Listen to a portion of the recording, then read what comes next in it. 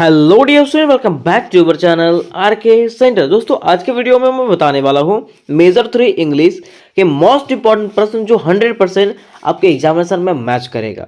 इसके पहले मैंने मेजर 2 इंग्लिश के प्रश्न पेपर दिखाया था, प्रश्न बताया था, वीवीआई क्वेश्चन बताया था, और वही वीवीआई क्वेश्चन जो है ना सेम आपके एग्जामिनेशन में आया था। ठीक है, क्वेश्चन थोड़ा बहुत घुमा के देगा, लेकिन आपको घूमना नहीं है ना। तो चलिए मैं आपको बताता हूं कि आखिर मेजर 3 इंग्लिश में कौन से वीवीआई प्रश्न आपको पढ़ के जाने हैं।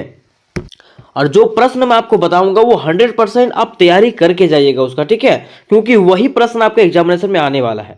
ठीक है, तो देखिए, अगर हम लोग बात करते हैं इसके सिलेबस का, इंग्लिश के सिलेबस का, तो ये 4 भागों में बटा हुआ है। Unit 1, unit 2, unit 3, unit 4। ठीक है, अब देखिए यूनिट 1 में जो है ना हम लोगों को क्या पढ़ना है, तो यूनिट 1 में जो है हम लोग को सोशल, पॉलिटिकल, रिलीजियस और इकोनॉमिक कंडीशन पढ़ना है। ठीक है, इंग्लैंड का, है ना। और उस दौरान में क्या साहित्यिक कार्य हुए उसके बारे में बताना है। उसके बाद यूनिट 2 में जो है ना हम लोग को अलेक्जेंडर पोप के बारे में पढ़ना है। किसके बारे में? अलेक्जेंडर पोप के बारे में पढ़ना है, जिसमें से उनका एस्से था, क्या एस्से ऑन मैन, उसके बारे में जानना था। एस्से ऑन मैन के बारे में जानना था।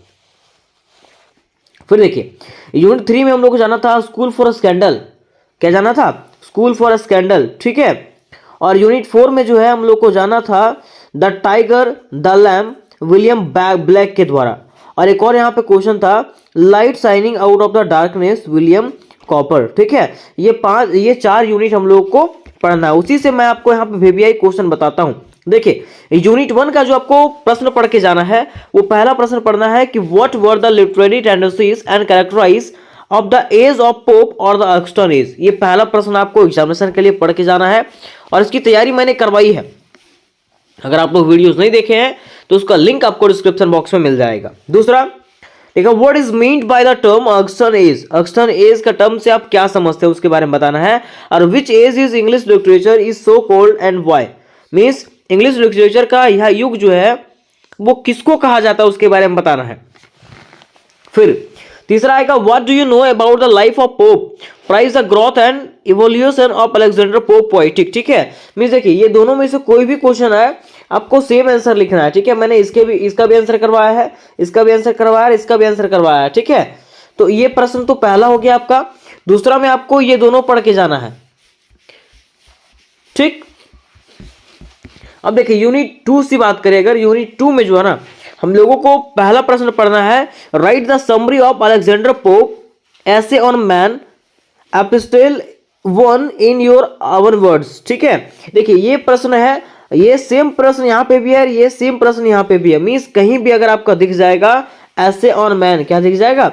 एसे ऑन मैन, क्या दिखेगा? Essay on man Alexander pope. ठीक है, देखिए यहाँ पे अलेक्जेंडर पोप दिख रहा है, एसे ऑन मैन दिख रहा है। तो मैं आपको ये तीनों से रिलेटेड एक ही क्वेश्चन करवाऊंगा। कितना?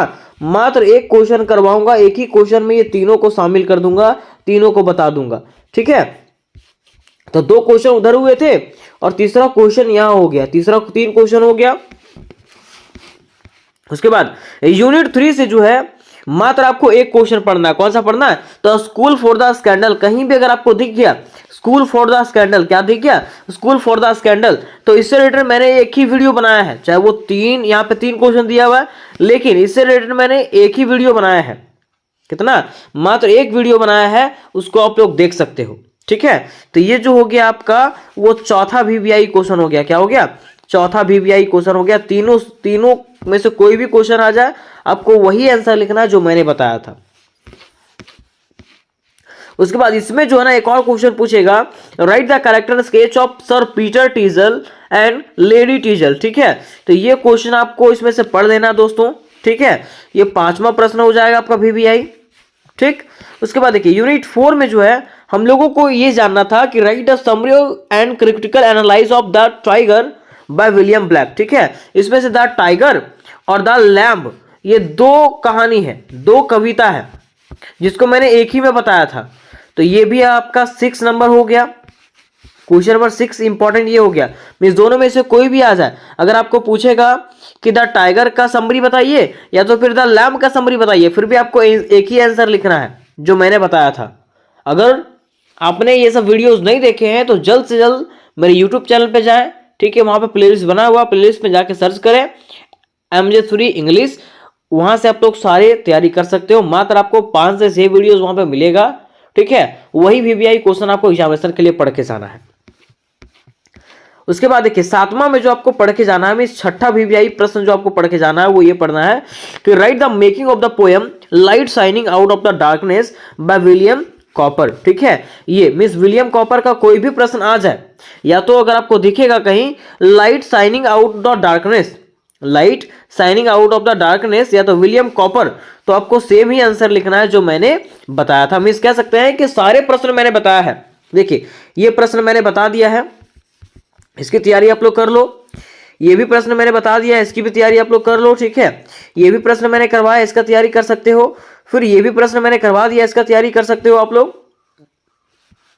बस ये क्वेश्चन जो है ना, ये क्वेश्चन मैंने नहीं करवाया, ये क्वेश्चन मैं जल्द से जल्द करवा दूंगा आपका। ठीक है, बाकी आपका मेजर 3 के पूरी तैयारी हो जाएगी। उसके बाद ये तीनों क्वेश्चन मैंने करवा दिया है, इसको जाकर के आप लोग देख सकते हो। आपको मिलेगा कहां, तो मेरे डिस्क्रिप्शन बॉक्स में उसका लिंक मिल जाएगा, वहां से आप लोग तैयारी कर सकते हो।